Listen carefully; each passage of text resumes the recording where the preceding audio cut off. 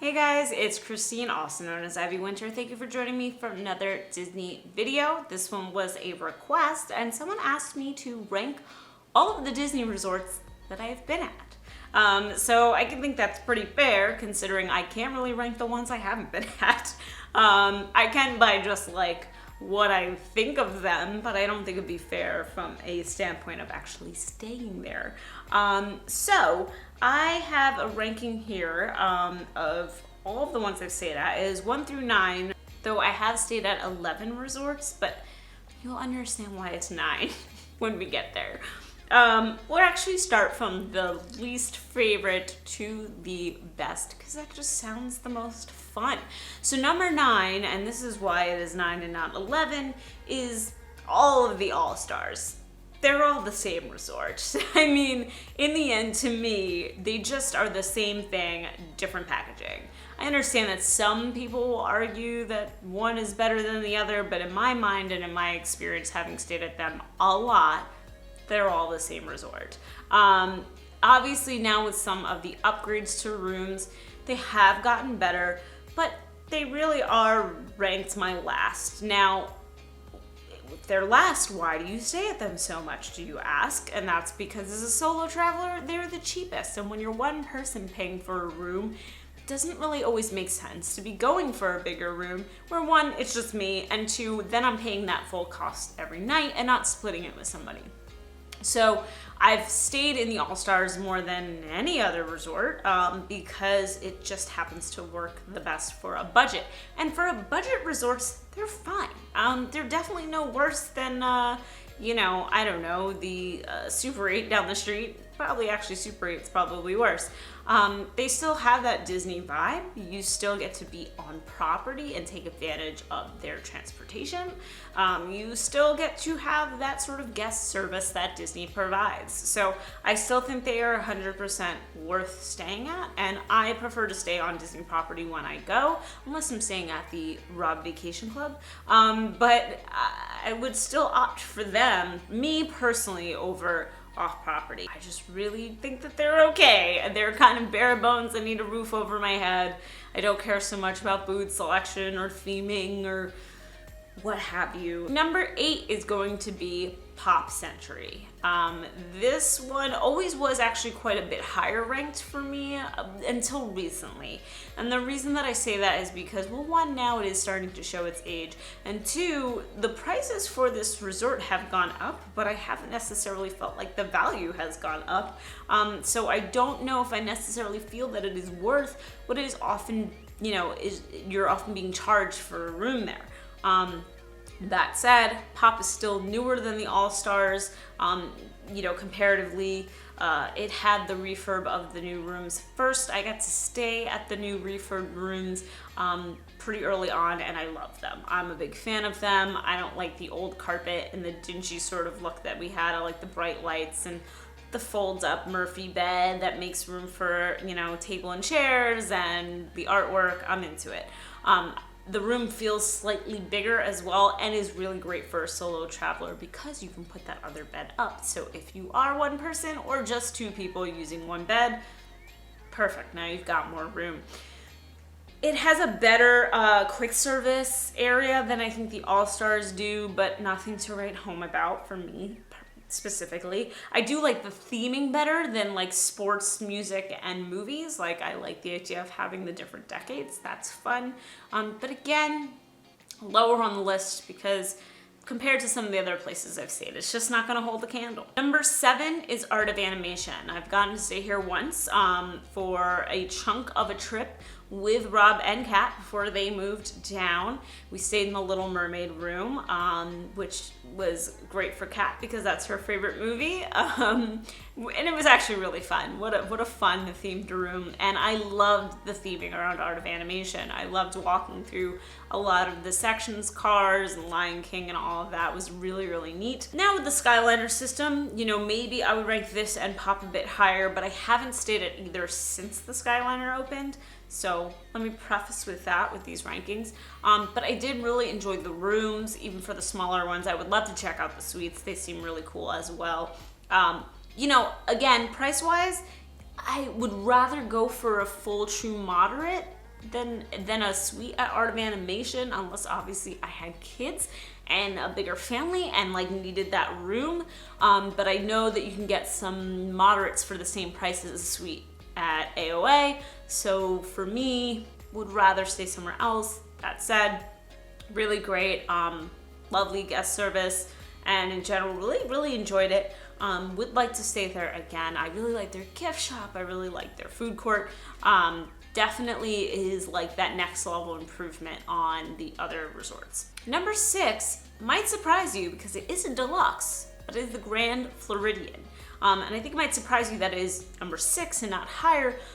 To be fair, in the Grand Floridian, God, I can't speak. The Grand Floridian, I have only stayed one night. So I want to make sure for some of these that you guys know how much my experience has been with some of them, because some is longer trips, some is multiple times, some is once, right? So Grand Floridian, I've only stayed out one night. It was tacked on to part of a trip where I was hopping around, and I stayed with a cast member friend of mine, and it was fine. You know, I've heard lots of stories about not great cast member service there. That was fine. I never really had an issue with that. It just wasn't really kind of my vibe. I think it's a beautiful resort. The rooms do feel a little bit old, and in general, I just like some of the theming of other Disney resorts better. I mean, you can't beat the location. It is a fantastic location if you're going to the Magic Kingdom a lot, and I did like that the spa was right there, so I did do a spa day that day. So I did do a spa day the morning before we checked out, and like that's your jam and you want to do something like that. I mean, super convenient to be able to walk out of your room and go to the spa rather than like travel to the Grand Floridian to do that, right? So those are definitely some perks there. Overall, you can definitely feel some of the age of it. And surprisingly, even though obviously you can be on the monorail quickly, the buses weren't so great. At least that's how I felt. Like the bus system was not running super well, and for deluxe, surprising. So it was fine. Again, I only spent one night there, so it's hard for me to really truly rank it.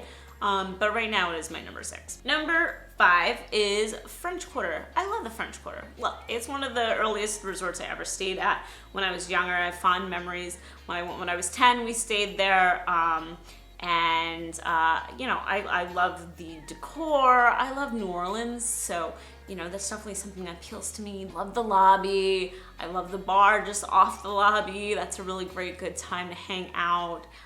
Beautiful to walk down by the water, and it can be really nice and quiet if you get up early in the morning and take like a walk or a run. Great for that.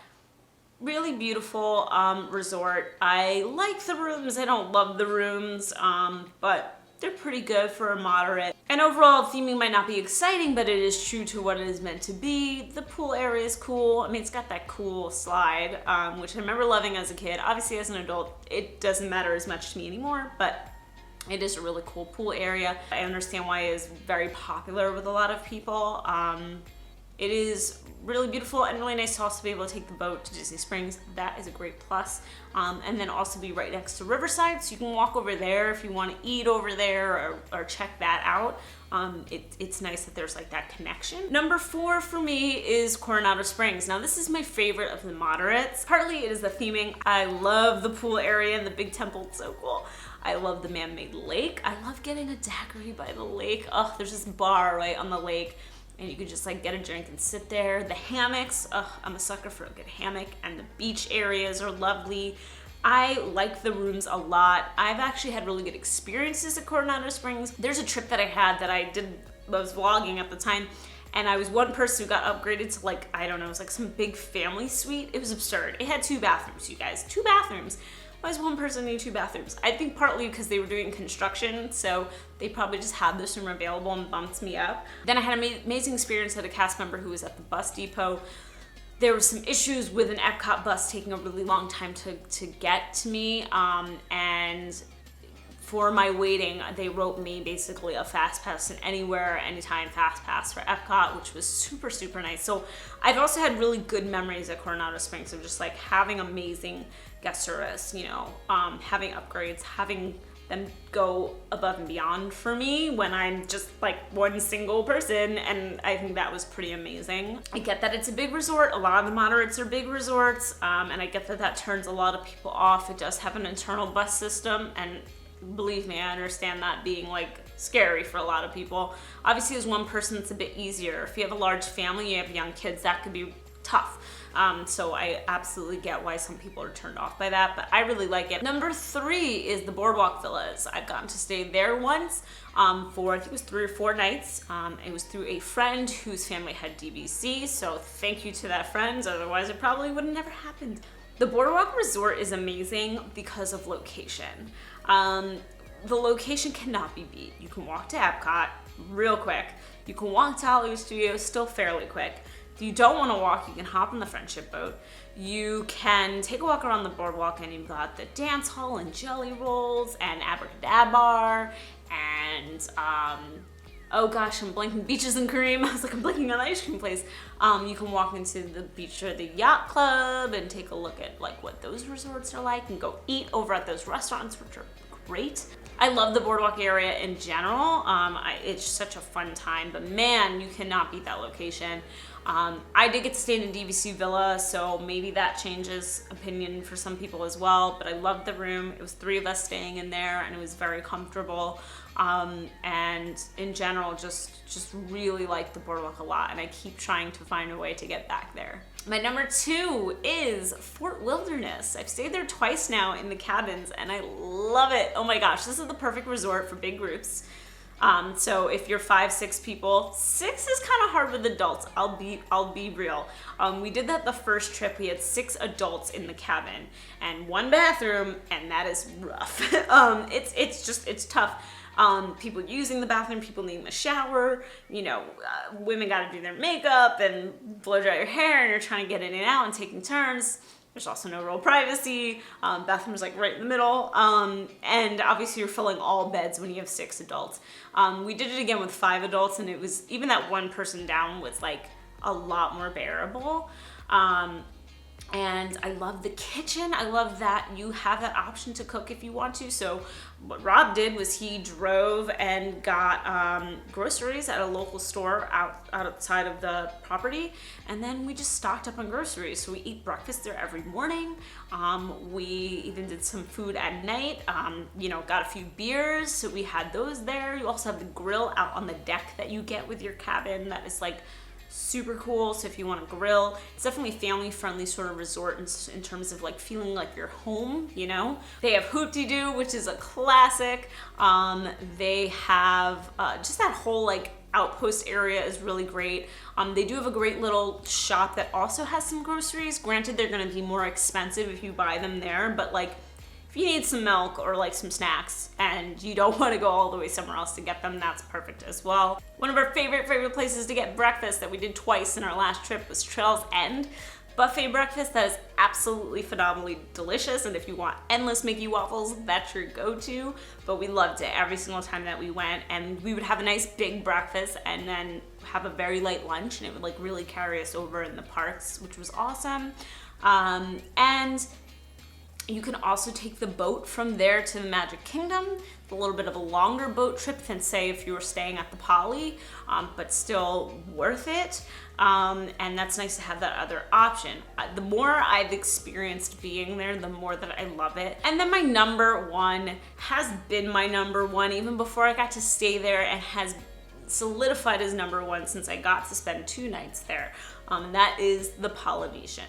I mean, for me, there's just nothing that beats that tiki atmosphere, the smell of the lobby, the waterfall outside, how convenient the monorail is right off the lobby, Dole Whips. I love the shops in there, Ohana, Kona Cafe. Oh, it's so good for breakfast, lunch, or dinner.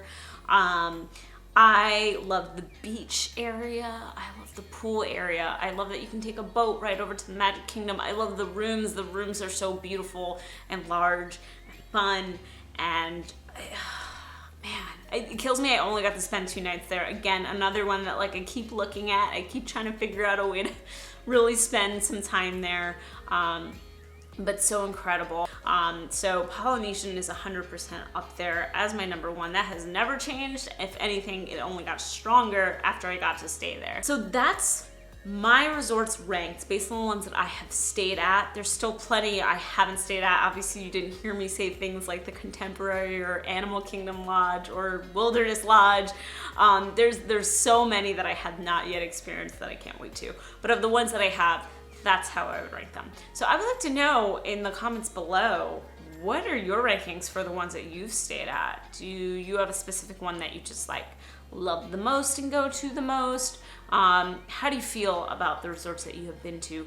Let me know in the comments below. If you like this video, then like it. If you like me, you should subscribe. I make videos every single week. Thank you for hanging out with me. Thank you for sticking around on the channel, and I hope you guys are happy and healthy and doing what you can through this quarantine. Thank you so much for watching, and as always, have a great rest of the day. Bye.